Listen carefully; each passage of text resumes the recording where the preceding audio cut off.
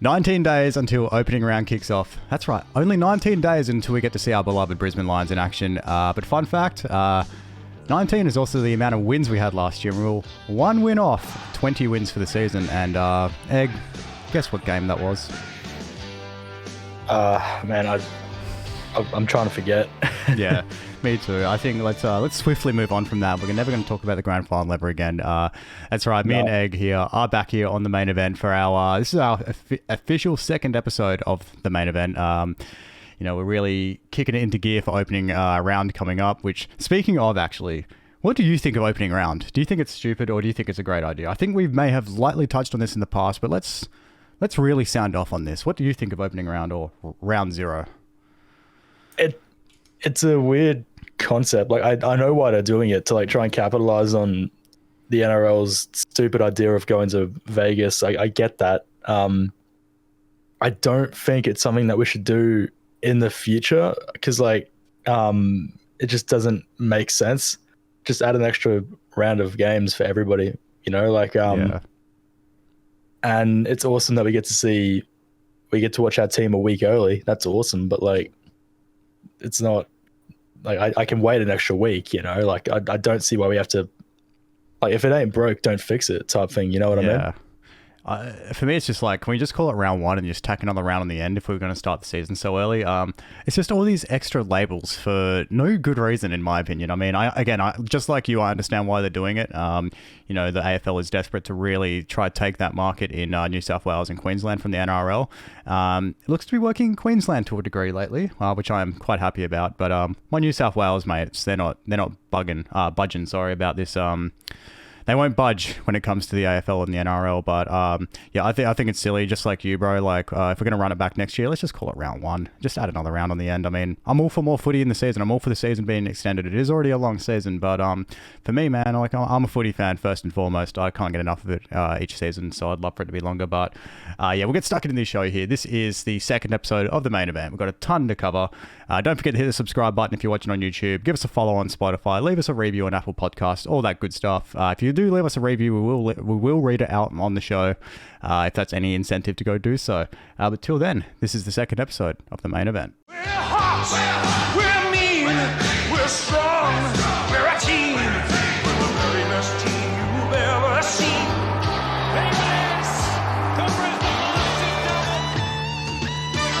Yes, that is right. The official second episode of the main event is here. My name is Jack Wallace. I'm joined here by my awesome co-host, Egg Footy. Egg, mate, how are you doing on this fine Sunday afternoon?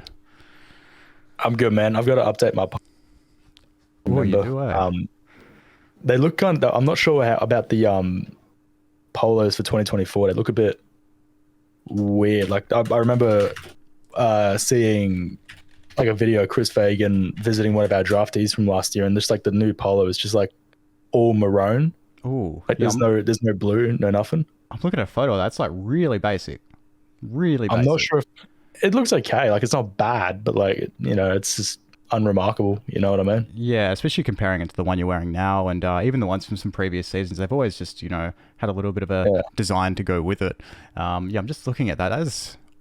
I prefer it more than this. I prefer it more than the 2021, which is just blue. Maroon makes sense because that's our color. But I really didn't like and this is rich coming from a guy that's on the Fitzroy side of the fandom here, but I really don't like when we use so much blue. I love Fitzroy. I love the history of it. I'm a Fitzroy fan. I come from a Fitzroy family, but God, I love our maroons so much, and it's just I don't know, these polos I'm kind of contradicting myself here though, because I love the maroon, but I don't really like these polos.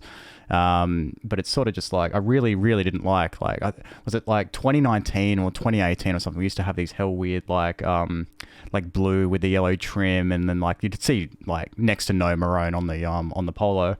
But that's just a bit of a weird one there. I've never this is the first time I'm actually seeing this year's polo shirt, or at least taking notice of it. And yeah, just like you, bro, I think it is a bit of an L on the club's part, but hey, man, it's still clean. Our maroon still looks fucking awesome. It's still better than the one we had in 2017. The one that Chris Fagan's wearing in his first press conference, it's just black. I'm looking up this one now. There is a these are the ones I was talking about. Yeah, these ones. It looks like shit. It just like when I look at that, it reminds me of like the darkest like moments of our fucking footy club. Yeah, So I'm not at all. these really remind me of some dark days. There's two pieces of Brisbane like merch or like memorabilia or any just jersey or whatever that just reminds me of those dark times. It's always the paddle pop line Guernsey and that media polo. It's gross. You know, you got the maroon sleeve with the yellow trim, and everything else is just like almost navy blue. I understand those are our colours at the end of the day, but come on, man. Like, I feel like any team from like Queensland, especially in the AFL, unless you're the Gold Coast Suns, should have maroon in it, be the dominant colour. That's a bit of a weird one for us to sort of rant about there, but I'm about it, dude. I'm a jersey designer on another side project, so I this stupid stuff like kind of resonates with me a fair bit. I really wish, right, that we would incorporate like that old oval Brisbane Lions logo a little bit more and sort of just bring that back up. Like there was those polos from the early 2000s that were actually black, but they looked like really clean because you'd have like the maroon collar and like you'd have a maroon strip down the side. Like I'm just looking at one now on Google. If you look up like a early 2000s Brisbane Lions polo, you know what I'm talking about here. I don't know, dude. Like, I just love our old, like, little logo with the Russell Athletic logo on the other side. Like, just such stupid shit like that, man. Yeah. Yeah, for sure, man. Yeah, I really wish we'd bring it back. Speaking of Lions merch, I just seen there's a corduroy bucket hat on the store, and it actually kind of looks sick. It's got just... I'm going to send you this on Discord. This is actually really nice. Actually, I'm just going to send I need more shirts that I can wear, like, instead of like the polo and the fucking Hawaiian that I have. So like I'm keen on that as well. Dude, that Hawaiian shirt is like that is you at this point. You know, that is your thing. Yeah. I'm trying to turn it into like a symbol. Check that bucket hat I just sent you on Instagram. That's actually really fucking clean. That is sick. I actually really want that. Might have to cop it. Yeah, you should. You should for sure. That is nice. Fuck, that actually looks really nice. I just love the club. Like they're doing a lot of this like more simple stuff recently. They brought out some like it's the Bears and Lions hats as well, which look really, really good. Yeah, they are killing it lately with some of these merch. They've even got like a printed, they call it the printed core tee, and it's basically just a, like as dark as navy blue as you can get. And it's just got our Lions monogram on it with just the Brisbane Lions. And it's so clean and simple, and it reminds me of something that's really, what's the word I'm looking for? Just something that's like really, it's simple but premium, I guess I could say. I love when our monogram, like the lion logo, you know, this one right there, just gets used just by itself on anything, especially on a dark background. Yeah, man, they're actually, aside from this year's polo, they are killing it. And for sure, man, for sure. Even like our training strips this year, clean, so clean. It's awesome, man. We'll get stuck more into the actual bits and bobs of the show here. Now, Connor McKenna, you know, we started the top of the show here last week talking about Connor McKenna and the things we love him for. Whereas during the week, there's been some news that's come about where he has come down with a bit of an injury, and he is set to miss the Lions preseason schedule from a recent hamstring injury that you know, could put him in some doubt for opening round against Carlton. What do you make of this one, man? Are you worried at all about Connor McKenna's injury here, or do you think it's just he should be back by opening round? At this stage in the season, I don't think it's that big of a deal. You know what I mean? Because like the season hasn't even started yet, and they reckon he'll be good to go for opening round. But like I certainly hope that's the case, because like he was huge for us in that prelim against Carlton. But like, you know, like I've been thinking, like, prior to that injury, I've been looking at us and thinking like, shit, we've been really lucky with injuries, you know, like West Coast has had the annual smattering of bullshit relating to injuries, and you see other players, like we had Hawthorn had one of the defenders go down with an ACL, and Chang Koff, whatever his name is, he's hurt as well, CJ. And you know, I've been thinking like, fuck, we're lucky, you know.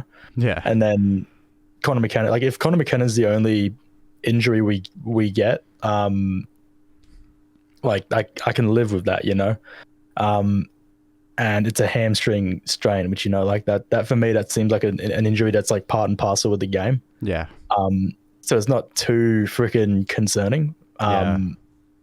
if he's good to go for opening round, awesome. If he's no good, I reckon maybe rest him for opening round. We have the bye in round 1, then round 2 he's all good for Fremantle. Yeah. Because like you don't want to risk, you don't want to have people playing injured immediately as the season starts, because like that you're setting yourself up for failure in the later stages of the season and going into finals. Yeah, dude, it's a bit of a slap in the face, I guess you could say, like, coming straight into our preseason here, and we know we've got our games coming up, and there's a few guys that are like quite banged up, and a few important ones as well. In terms of Connor McKenna, dude, I think he should be okay. As you said, it's sort of part of the game. Hamstring injuries, it's a really a wear and tear sort of injury there. I imagine. I'm not sure. I haven't been at any of the intra clubs or anything like that. I mean, I live in Perth, for fuck's sake, but I haven't heard of like anything concerning or crazy that's sort of come out from it, but it's just sort of one of those things that really surprised me a little bit and was a bit sobering, because we've had it so good as a club for a few years now, especially in terms of injuries. Like, of course we had Hippie go down with his ACL, Rayner went down for a while, but outside of that, dude, we've been fucking lucky, really lucky. Going into some of the other guys here, Tom Doty, he's actually likely to be back a lot sooner than all of us really realised when he signed on with the boys at the Lions. Rumour has it he's going to be back after the round 2 bye, which is fucking great news, because, the sooner we can get him down there, the better. And especially to be able to build the chemistry with our backline and all that sort of stuff, which, don't get me wrong, they do at training, of course they do. But nothing beats game day experience. Nothing beats the real thing. You can be at the intra club building all the chemistry you like, and getting to know your fellow backmen. But until you're out there, at war on the oval, I think that's where the most valuable experience is, in my opinion. So to me, hearing that Dode is going to be back just after the round 2 bye, fucking, that's music to my ears, my guy. Music to my ears. How excited are you to watch Dode in action for the Lions? Yeah, if Duday comes back sooner, that's awesome, but you do have to be very careful. Like, he's had 2 ACLs in his career, so you can't push it too much. You don't want to bring it back too early. Like, if he comes back early and he's 100% earlier, that's awesome, Yeah. But like, I don't want to put this investment into this guy and then like we rush him back too early and then he immediately does his ACL again. Yeah. And like what you were saying before, like playing games and stuff, that's the only way you can really get better. Like, you can do fucking drills at training all you want. You can play mad ball till the cows come home, but like, you have to play games to get better and become a further asset to the footy club. And I think that if getting Duday back earlier would be perfect for us, but like, you have to be careful. You can't rush him back too early, because like, you don't want the worst case scenario. I don't know what a third ACL will do to him in his career.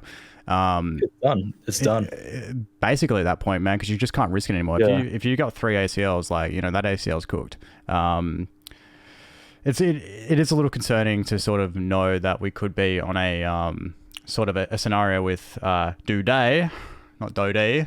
This sidebar, that is going to be a thing this whole fucking season. I can tell you right now. I'm going to be so shit at trying to pronounce his last name, but I know I'm not alone in here.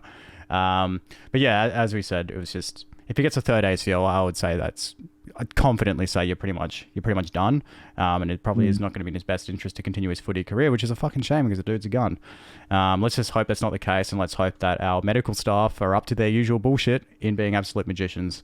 They have saved so many careers, which is very well documented. I know we spoke about it last week. Guys like Lincoln McCarthy, injury-plagued player, and now he's one of our mainstays and one of our most consistent players as well in terms of availability. And to me, the best ability in sport is availability. If you can't get yourself on the track each and every week, and injuries are such a consistent problem for you in your career, then fuck, dude, it's just the way the cookie crumbles for some guys, man. Like, their bodies aren't built for it. It's really sobering, and it's sort of going to take us into our next segment that we'll get to in a little bit, which is still injury related. We've got a couple more ones to go through here as well. We've obviously had Lachie Neale the word has spread about around him of his groin surgery in the off season, which seemed like it was really necessary, albeit it was a minor groin surgery. But it's better to get that done than not get it done.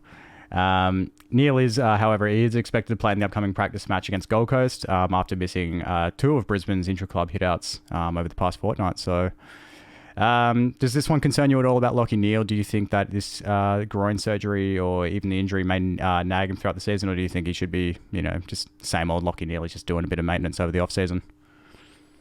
He did not look 100% in that grand final. Like, he seemed like something was bothering him. To hear him having groin surgery, that does not surprise me. Yeah. And that's not a dig at him. Like, we know what he's capable of and like how explosive he can be as a player. And like, you didn't really see a lot of that in the grand final. Like, he was there. It's not like he was playing shit. Yeah. But like, given his high standards, like it stuck out to me as something that we were missing. I don't really care about him missing the intra clubs too much. Yeah. The pracky matches are a different story because like you play in different teams and like you're getting more. Like it's a perfect opportunity for people to like get warmed up and get ready for the season ahead. If he plays that, that's awesome. But it's not the be all and end all. Like we can live with it and then like just work through it as the season goes by. Because we need him 100. When he comes back, he needs to be like 100% and 100% healthy. Yeah, he's our by far our most important player, and to me, he's sort of the without Lachie, then I'm not going to go as far as saying there's no Lions, but our midfield does not operate as smoothly, as it does, and I think a lot of the guys out there as well. He's just such a great leader for this club as well. I know he's only sort of jumped into that role over the past couple of seasons, particularly last season when he officially got announced as captain. But I just think like so many of the boys just believe in him so much, and he's just the way he's just turned the club around as well. Because let's all remember he came to the club when he, when we were pretty much on our knees in terms of performance. And he's been just monumental in turning it all around. And I think just Lachie is so fucking important to this team. I agree. I don't really care if he misses the practice matches or the intra-clubs. I just want the guy to be healthy come opening round. Luckily for us, Danny Daly does say that he is confident Neil will be right for the Lions season opener in early March. So, if the club's confident Lachie should be back, then I think it's safe to say we should be confident too. So there's no worries for me on that end there. I'm just really hoping it doesn't become a problem throughout the season. But that's why he's sorting it now, so it doesn't become a problem throughout the season. Just another couple of small ones here. Jared Berry's going to be available to play against the Suns. He's been having a bit of a shoulder problem, but that's not anything new to Jared Berry. And of course, Devon Robertson has also got an injured wrist, but he should be back for the one against the Swans next week. Yeah, dude, a little banged up here, but this is the time of year where you're banged up. This is the time of year you want to sort all these problems out, so that way when the season kicks off, we're all ready to go. Because I don't know about you, man, but I feel like this year is it's going to be the most important season we've had since the 3-peat era. This is, we spoke a lot last week about the expectation shifting for our club and our team, and yeah, dude, this is where shit gets real, really, really real. So we need all hands on deck for this one. Yeah, you got anything to comment on that one before we move on? Here's the thing, right? We had a long season and it was a very hard season. We had one of the hardest fixtures in the comp, just by how much we had to travel as an interstate footy club. And for me, to hear we're banged up, that doesn't surprise me too much. Like I would expect nothing less, like you're throwing you're going to war and you're putting your body on the line for a premiership, and like injuries happen, especially like when we have to go for another month into a grand final, whereas other footy clubs start their preseason as soon as round 24 finishes up. So like I don't really, I'm not particularly surprised by that. Yep. It was bloody hard. Like it was tight up until like round 22, round 21, when we like us in the top four was pretty much a given, and then we had to run the table from round 22 to round 24 to like get second place. So like yeah, like it was by no means an easy feat what we did last year, and like injuries will come from that, Oh, absolutely. It sort of just brings me to the next point. Like at this point, do you feel like injuries are our only roadblock towards premiership? I think so. Yeah, I think so for sure. Like I've said this before, but I think, and I mean this with all due respect to Collingwood, but like I think if we have Ashcroft and Jack Payne playing in the grand final, it's a different story. Absolutely. And unfortunately, that's not how it went. But you know, like without Ashcroft and without Jack Payne, who are vital for our composition as a team in the backline and the midfield, the fact that we got within 4 points without them on the day, that tells me everything I need to know about the type of footy club we are when we're at full strength. Yeah. Yeah, it was just a bit of shit ass luck that kind of made the job a bit harder for. Yeah, absolutely, dude. Like that's 4 points without Ashcroft and Payne. And again, you know, you just pointed out on the importance of those two players, especially, you know, someone like Jack Payne to our backline. We really found out who Jack Payne was last season and how important he is to this club. And man, having him out there, you know, at the time when we saw that it was announced that Jack Payne would be playing, I was pretty gutted, man, because I knew that was going to be, you know, it's a tough ask for Harris Andrews to be without his right-hand man. But that's just footy, dude. Like, it would have been amazing to win that game without those two. But hey, dude, here's an opportunity for us to run it back this year with those two, with Ashcroft and Payne. You know, they deserve to be there on the last day of September with the boys, and hopefully we can get there again. I do think injuries are our only roadblock to a premiership. Unfortunately, I think honestly, I think it is going to be like one Joe Danaher, like serious Joe Danaher injury away from really shaking our season up. So let's, you know, touch wood and pray that doesn't happen, because yeah, I think if anything sort of goes wrong in terms of injuries, that's going to make things really interesting for the Lions, man. We're primed as we could probably be at this point. But let's just hope luck is on our side. Winning a premiership is not easy and it's never guaranteed. And injuries are a massive, massive reason for that. But we're blessed to have one of the best medical teams in the competition, if not the best medical team in the whole competition. So, yeah, dude, all we can do is just hope and pray and have our fingers crossed that everyone gets out of these games week to week unscathed, and nothing hits the fan come August and September when shit gets really serious. So, yeah, dude, I would confidently say injuries are kind of our only roadblock at this point. And yeah, dude, let's hope we can get through it all. So, the next point I wanted to bring up here is something that has concerned me a little bit, not injury related, thankfully. This is an interesting one that I sort of would have expected sort of the end of last year for this to be sorted, but it's not sorted just yet. So maybe this is going to be an end of this year one. But it's our boy Hugh McCluggage here, our favourite bachelor. Does McCluggage sign on and continue with our beloved Brisbane Lions? Sound off on this one, Egg. You can kick this one off. I don't see Hugh McCluggage going anywhere else, simply because like his position and his game time aren't necessarily guaranteed, and nor is the form of the footy club he goes to.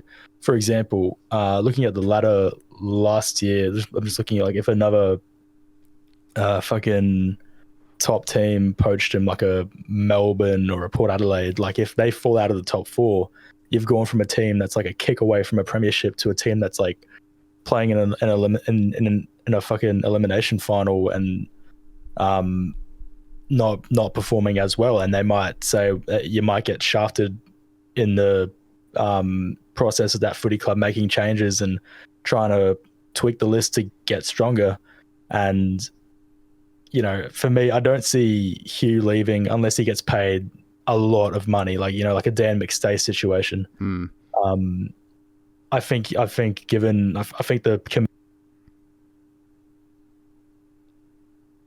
the commitment from the boys is pretty strong. Like, you know, look at Dev Robertson. You know, like everybody was thinking he was going to leave, and he stays. You know. Yeah. I think he signs on. It's just a matter of like working out the finer details with the footy club. Yeah, absolutely. Like, sort of echoing that point there, it's just going to be a case of just, you know, who's going to offer him how much more money and whatever it is. Because, you know, in my opinion, Hugh McCluggage is, if he's not already there, he's pushing to be $1 million player this season. If he's not already there, the club's going to have to really probably, you know, the club's probably going to have to offer him a bag at this point. And to be completely honest with you, I think Hugh McCluggage has earned that. He's been with the club since the since Fagan got to there. I think the year Fagan came on, McCluggage was in his second season, or he might have came into the club at the same time. So either way, McCluggage has been there since day one, alongside guys like, your Jared Berries and all that sort of stuff. So I think at least in Hughes' case, he's probably going to want to stick around to see this out. As I said, he's been here since the start. He's been part of the campaign the whole way through. If I'm Hugh McCluggage, I'd be signing on and possibly, mostly with the desire to win our flag that we've been working hard on for so many years now. And McCluggage has, again, as I've said, just 3 times already in the past minute. McCluggage has been there every step of the way.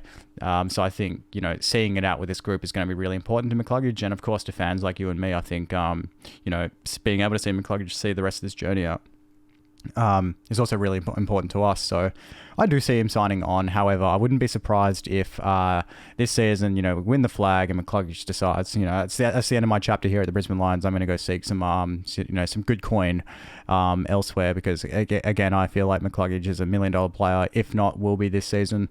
It's just going to be a matter of who's willing to give him the bag.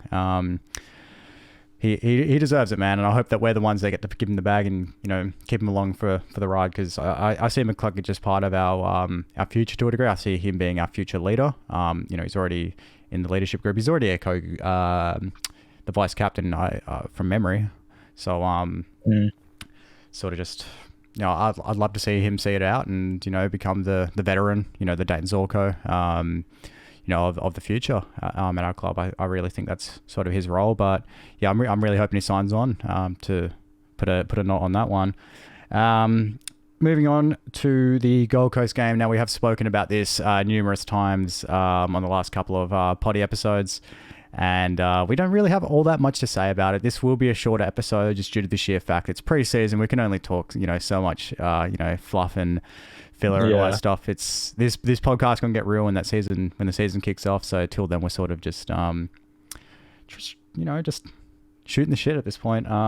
We play the Gold Coast this Thursday, which will mark our first bit of Lions footy since the grand final last year, mate. So to put a bit of a spin on this one, so we're not just yapping the same fucking talking points from last week. What is your pre-match ritual or routine? What do you do before you start watching the Lions?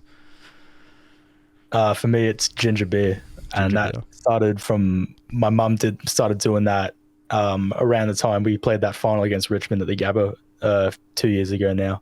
Yeah, and she said, "Oh, that's my good luck charm," and I didn't really believe in it. And then she kept doing it, and then we went undefeated at the Gabba last year, and I'm like, "Oh shit, there might be something to it." And when St Kilda had us on the rocks in the last game of the year after the Collingwood game in round 23, I went and got a few myself. And then when we were down 30-0 against Carlton in the prelim, I left my mum at in the seats and went to the bar and got a lot more. Oh man. Kind of like enhance the fucking good luck, I guess, and drown the sorrows. But yeah, for me, that's like something I've kind of picked up. Yeah. And it's what I've only watched like 2 losses in person as a Brisbane Lions fan in the last like year and a bit. That those 2 being the Gold Coast game at Heritage Bank and the grand final. Yeah. So yeah, maybe there's something to it. Maybe I should go to the next MCG game. Yeah, maybe you need to and get on the ginger beers there, because it sounds like that might be a good luck charm for you, man. Mine's just a bit of KFC. I like to, before every game starts, usually like I try to time this so that way the bounce is right as I'm like sitting down with my food. I'm really peculiar about this. So like I'll leave probably half an hour before the game starts, or 20, 25 minutes in case there's a line and all that sort of stuff. And, sometimes I also stop by the bottle-o, grab a 6-pack of beers or some White Claws or something. Cause this shit's stressful. And, from there, I'll sit down, eat my food. Usually, hopefully the game started by the point I'm sitting down, because I'm one of those guys who needs YouTube with his dinner. It's fucking so dumb, but like I'm one of those guys, and I need footy with my KFC, bro. Like, yeah, that's the thing. Like I used to use last year, like I'll save your essential round reviews for like when I'm eating dinner. So every time I hear your old intro, I can just I'm always eating dinner when I fucking hear that. So like every time I'm eating, it's just like, it's something that reminds me of that. It's just a little fucking dumb little tidbit there, but yeah, dude, KFC is my pre-game ritual there. Sort of, I don't know, like that time of week when there's Lion games on, it feels like a big day and a big occasion, particularly the last couple seasons, man. Yeah. It's exciting. Fucking oath, yeah. Yeah, man. Yeah, dude, I'm going to probably do that routine again this week. Unfortunately, I don't get back from, well, if it's a 4:10 p.m. kickoff, that's 3 something my time. I don't even know how to work out the daylight savings differences with Queensland and WA, because I know you guys are slightly off with New South Wales. I think you guys might be 2 hours ahead of me. What's the time over there where you are right now? Shit. It's 2:25. It's 2:25 right now. 14:25. Cool. So I'm 2 hours behind, which means this game will kick off at 2:10 p.m. on Thursday, which means if anyone from TAFE is listening to this, yeah, I'll be out by 1 o'clock on Thursday, and I'm sorry to let you know of that bad news, but look, man, my boys are back, and I don't care if it's a fucking preseason game or not. Something to sort of move on to now is a bit of a fun one here. The NBA All-Star Weekend is on, and I've spent the morning watching it. I watched the three-point contest this morning where Damian Lillard won it. We went back-to-back. I watched Steph beat Sabrina, and I watched the dunk contest. I missed the skills challenge. And I was sitting there wondering, like, imagine if the AFL did this. Now, I know we have the grand final sort of stuff with the longest kick and the halftime sprint, but what if there was a weekend in the middle of the year where everyone's got to buy, and instead we're doing a fucking, like, this could be the opportunity where they do State of Origin. And they can do all these other sort of things. Would this be something you'd be interested in? Absolutely, and they need to do something like an Origin or like an All-Star weekend. I'm not sure what that would look like, and like an NBA style All-Star weekend for the AFL. You can't slam dunk through the fucking goalpost. So like, I don't know what that would be, but maybe they try and like kick some crazy fucking goal of the year contenders in like a contest or some bullshit like that. I don't know, but like we do need something like that to maybe incorporate it with the All Australian, because we're not doing international rules games anymore, aren't we? I have heard rumblings from one of my mates at TAFE, who's a massive sports nerd who just knows all this shit. He claims that there is talks about bringing it back and there's plans for it, because I know COVID fucked up the last run of them. Yeah. And I looked at it. I think it's fucking absolutely worth, I really hope they give the international rules games another crack at it, man, because that was so much fun and so entertaining. Yeah, even if they bring that back, like just keep it simple. Like just so the All-Australian means something other than just a blazer, Yeah. Something to put on the guy's Wikipedia page. Yeah, absolutely. Yeah. For me, it's like, I think they would have, the longest kick should stay, because that's really fun, kicking, or maybe save the Yara for grand final week, because I don't want like this All-Star weekend to take away from, the stuff they do at the grand final. So maybe the longest kick on the All-Star week or the All-Australian week, which would be a better name for it. Could be like, they've got to kick a goal from a certain distance. Goal of the year contenders, as you mentioned, would have been sick. Like people trying to do like crazy snaps from impossible angles, and maybe like someone else has to copy that, like a game of horse or something like that.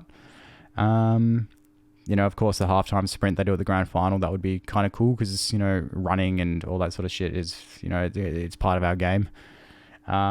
Skills challenges, maybe, like handball challenges, all that sort of stuff. Yeah, there's so much they could do with it. It'd be so much fun. Yeah, for sure, man. I reckon, they, like I said, they got to do something. Like, fucking boring otherwise. Yeah, it is. It's like, by the time it's June or July or August, you're sort of just aching for the finals. And I think maybe in June would be appropriate to maybe, look at some sort of weekend or a gap in the fixture there. Give all the teams a week off, give them the chance to go spend time with their family, and then do this All-Star, like all this All-Australian shit, at the end of that week, or, in the middle of that week, whatever the case is, however they schedule it. This is why I don't work in events scheduling, because I would be all over the fucking place. But yeah, I feel like it'd be a really cool idea, and hopefully the AFL listens to this and takes the idea, because I know our new CEO is trying to be very innovative. I don't know how I feel about it. Well, you got to try different shit. Like, I don't blame him particularly for trying to do stuff new. Like Gather Round was a new concept, and it turned out to be fucking great. Yeah. Opening round might turn out to be great with a few tweaks in year 2. You don't know, but like the only way you really know is like if you do it.